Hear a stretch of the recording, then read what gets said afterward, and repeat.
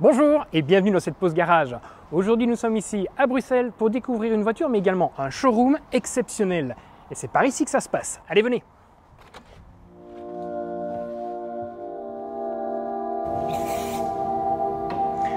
Nous sommes ici chez Polestar. Mais avant de vous montrer la voiture de cet essai, la Polestar 2, je voulais vous présenter le showroom car il fait vraiment partie de l'expérience d'achat de cette voiture.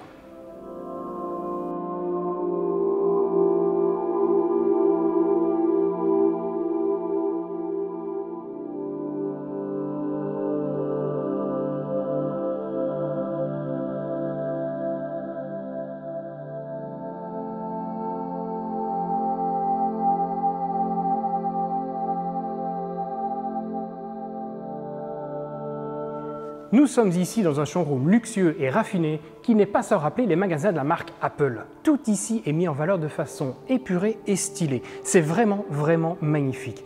L'attention est portée aux détails et ça laisse présager de bonnes choses pour la voiture de ce jour. Et cela commence dès l'achat, car ici chez Polestar, il n'y a pas de vendeur, juste des conseillers qui vous guident dans le processus d'achat de votre voiture après vous l'avoir montré. Vous pouvez même l'essayer, il n'y a aucun souci, ils ont des véhicules pour ça. L'achat, par contre, lui, se fait intégralement sur Internet. Oui, vous avez bien entendu, Internet. Vous pouvez donc acheter la voiture depuis votre canapé si vous le voulez, ça ne pose aucun problème. Alors oui, je sais, ce n'est ni les seuls ni les premiers à faire ça, mais ça vaut la peine d'être souligné. Bon, on me fait signe que la voiture de l'essai est prête, venez avec moi, c'est parti!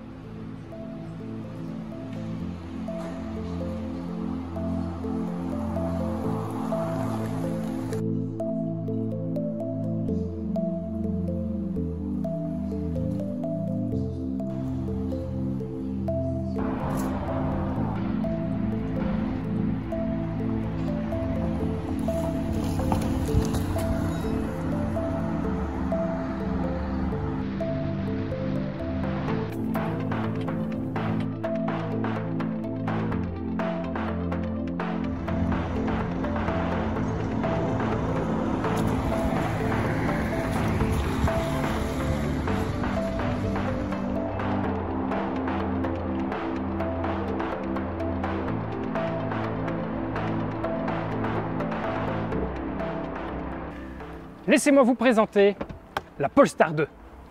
Non mais attends, ton truc c'est une Volvo là? Alors non, mais oui. Polestar est l'ancienne division sport de Volvo, un peu comme AMG pour Mercedes. Sauf qu'en 2017, Volvo annonce que Polestar va devenir une marque indépendante spécialisée dans la voiture électrique. Et si cette voiture ressemble tant à une Volvo, c'est parce qu'elle est basée sur le prototype Volvo 40.2 qui date de 2016. Et c'est d'ailleurs le designer de cette voiture qui est devenu le patron de Polestar. Et cela laisse présager de bonnes choses, avec non pas des financiers ou des ingénieurs derrière les décisions finales, mais un designer pour qui les détails comptent énormément. Bon allez, il est maintenant temps de découvrir le design de cette fantastique voiture.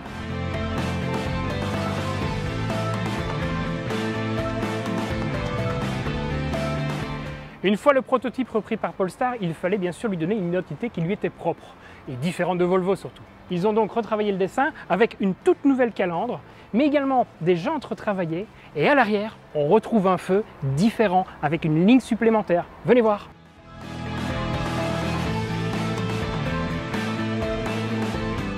La voiture est d'une taille raisonnable de la catégorie des compacts, avec 4,60 m de long, 1,48 m de haut et 1,98 m de large avec ses rétroviseurs. C'est vraiment une très chouette voiture, je l'aime vraiment beaucoup.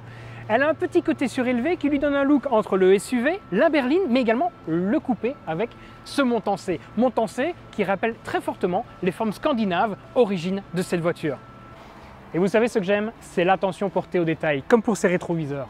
Les nouvelles lois européennes les imposent toujours plus grands afin d'avoir une meilleure visibilité. Eh bien la solution de Polestar est très simple.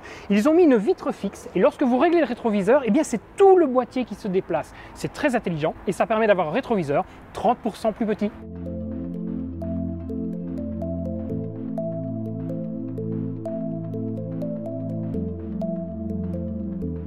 Avant de passer à l'intérieur, j'aimerais vous parler de la technique. La voiture est basée sur la plateforme CMA du groupe Volvo qui a été conçue en 2017. Celle-ci est partagée avec la Volvo XC40 mais également avec plusieurs voitures chinoises de chez Linko qui fait également partie du consortium Geely Volvo. D'ailleurs, sachez que la Polestar 2 est fabriquée en Chine sur le site de Luqiao, enfin c'est écrit là en dessous, Luqiao, un truc comme ça. Le châssis embarque une batterie de 78 kWh qui augmente la rigidité du châssis et donc de la voiture de près de 35%. Pour recharger celle-ci, c'est très simple, vous avez trois possibilités. Vous connaissez la fameuse prise domestique en 220 volts qui permet de charger la voiture en 35 heures, voire un petit peu plus. C'est pas idéal. Donc pour ça, Volvo a prévu un chargeur embarqué en courant alternatif de 11 kW. Celui-ci permet de charger la voiture en plus ou moins 7h30. Et pour ceux qui sont pressés, eh bien, sur les bornes en courant continu de 150 kW, vous passez de 0 à 80% en seulement 30 minutes. Cette batterie alimente deux moteurs de 204 chevaux et 330 Nm qui se situent sur chaque essieu de la voiture. Cette 4 roues motrices offre donc 408 chevaux et 660 Nm qui catapultent la voiture de 0 à 100 km/h en seulement 4,7 secondes. Ce sont des performances très correctes pour une voiture qui pèse quand même 2100 kg. Maintenant, intéressons-nous à l'espace de chargement. Non, attends, c'est pas comme ça. Alors le bouton ne se trouve pas sur la malle, elle se trouve juste ici en dessous. Et pour ceux qui veulent, bien sûr, il y a le système qui permet d'ouvrir avec le pied. Tu vois? Pas compliqué. Le coffre arrière offre 405 litres d'espace. Ajoutez à cela les 35 litres du petit coffre à l'avant et vous avez un total de 440 litres pour cette Polestar 2, même si le coffre avant servira principalement au placement des câbles de recharge. Bon, passons maintenant à l'intérieur. Pour accéder à la voiture, vous avez deux possibilités. La première, eh bien, avec la traditionnelle clé qui mériterait, il faut le dire, un traitement un peu plus stylisé. Là, on dirait une bête boîte à tic-tac. La deuxième possibilité, eh bien, c'est votre téléphone qui permet, en se connectant en Bluetooth à la voiture, de la déverrouiller et de vous reconnaître. Pour ce faire, il faut savoir que la voiture vous détecte à partir de 10 mètres de distance, mais vous ne pourrez la déverrouiller que si vous êtes à moins d'1,50 m.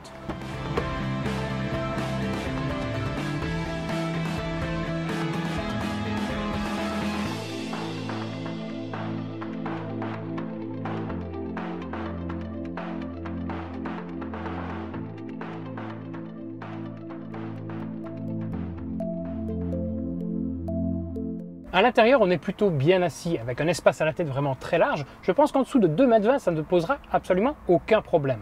Pour l'espace aux jambes, par contre, c'est pas vraiment ça. Pourquoi? Eh bien parce que la console centrale s'élargit sur le dessus et vient taper dans le genou.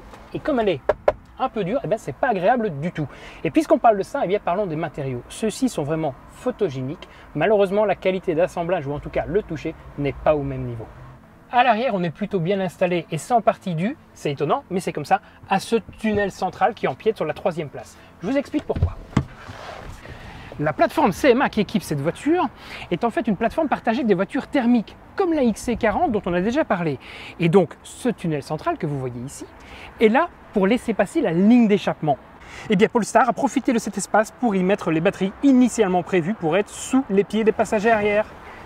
Résultat, on est bien installé, avec des jambes qui posent sur le siège et surtout des pieds qui peuvent se glisser en dessous du siège avant. Franchement, on est bien mis. Il y a juste un défaut, et pas des moindres, c'est qu'à partir d'1,85 m, eh bien, on touche le plafond et ça devient très inconfortable.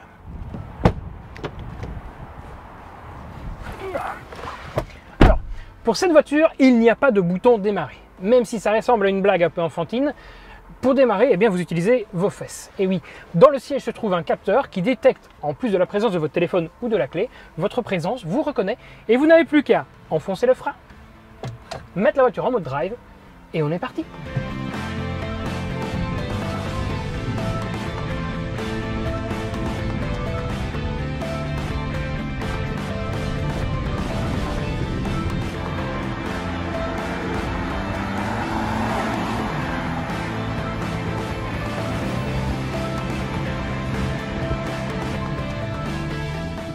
Profitons de cet arrêt pour discuter 2 secondes de l'ordinateur de bord de la voiture. Nous avons ici au centre une tablette de 11 pouces développée par Polestar en collaboration avec Google. Nous avons donc ici une tablette Android.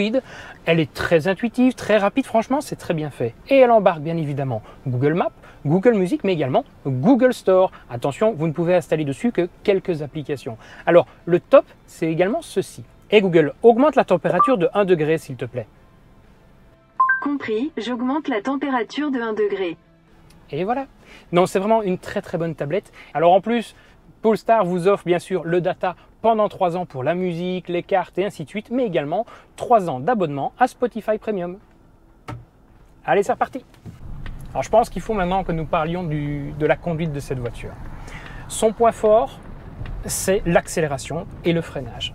Honnêtement, cette voiture accélère très très fort et freine très très fort. Je pense que les freins Brembo à l'avant du pack performance n'y sont pas pour rien. Même si, il faut savoir qu'avec la pédale qui fait le one pedal feeling, comme j'appelle ça, c'est-à-dire que vous accélérez, vous freinez avec la pédale accélérateur, eh bien ce freinage suffit amplement à arrêter la voiture dans 90% des situations. Par contre, il y a quand même 2 gros défaut à cette voiture. Le premier, eh bien, c'est la suspension qui va avec le pack performance et donc avec ses freins. Cette suspension est dure, on a l'impression d'être dans un bout de bois. Alors, je suis certain que sur circuit, ça doit être super efficace. Mais alors, je vous promets que sur les routes pavées, comme nous allons passer ici dans quelques instants, c'est juste imbuvable.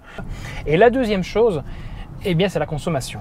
Avec une consommation moyenne au cours de cet essai, et je vous promets qu'en ville, on roule vraiment doucement. On est à près de 34 kWh au 100 km. C'est juste énorme, énorme. Et n'espérez pas trouver cette information facilement. Non, non, non. Vous avez une interface qui vous permet de voir votre performance de conducteur et celle-ci n'est pas très très claire du tout.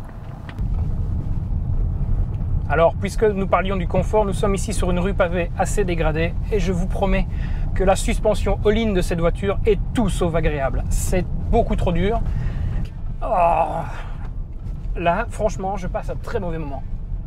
Donc un conseil, si vous achetez cette voiture, prenez-la avec la suspension normale, ça vaut vraiment la peine. Mais là, non, non.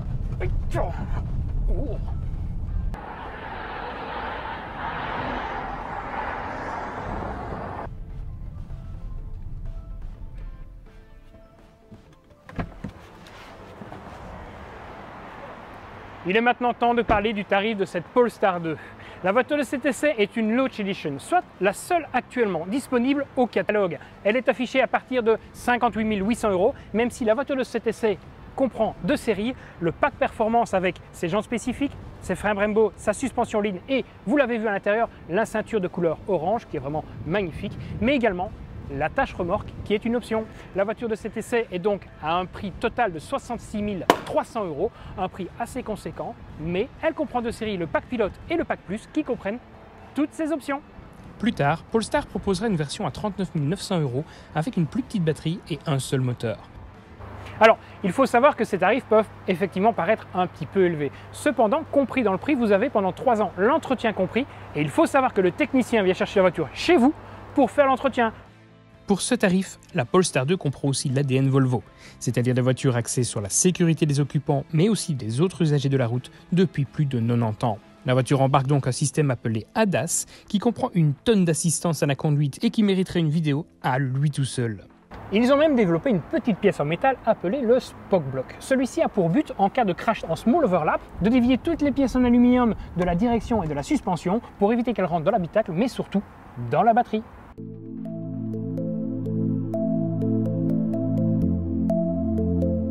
Une chose est sûre, et je suis certain que vous l'aurez remarqué, Polestar a conçu sa voiture intelligemment pour la positionner directement en face de sa concurrente, la Tesla Model 3, avec qui elle partage d'ailleurs énormément de caractéristiques. Pour ceux qui voudraient comparer les deux et se faire une bonne petite idée, je vous invite à cliquer sur le lien là au-dessus pour visionner notre essai de la Tesla Model 3 Grande Autonomie. De mon côté, j'ai vraiment apprécié cette voiture au comportement exceptionnel et à la très jolie finition intérieure. Je regrette cependant une consommation un peu élevée, effectivement, qui réduira le champ d'action rapide de la voiture. Le tarif, quant à lui, peut sembler élevé, mais il est en réalité très correct pour une voiture qui propose une technologie et une prestation de haut niveau. De mon côté, il ne me reste plus qu'à vous souhaiter une bonne fin de journée, vous remercier d'avoir regardé cette vidéo. Si elle vous a plu, le petit pouce bleu et le commentaire, on répond à tous les commentaires. Et surtout, n'oubliez pas de vous abonner à la chaîne, c'est important pour nous et si vous le faites, cochez la petite cloche, ça vous tiendra au courant de toutes les nouveautés. Allez, à bientôt pour un prochain essai et soyez prudents. Bye bye.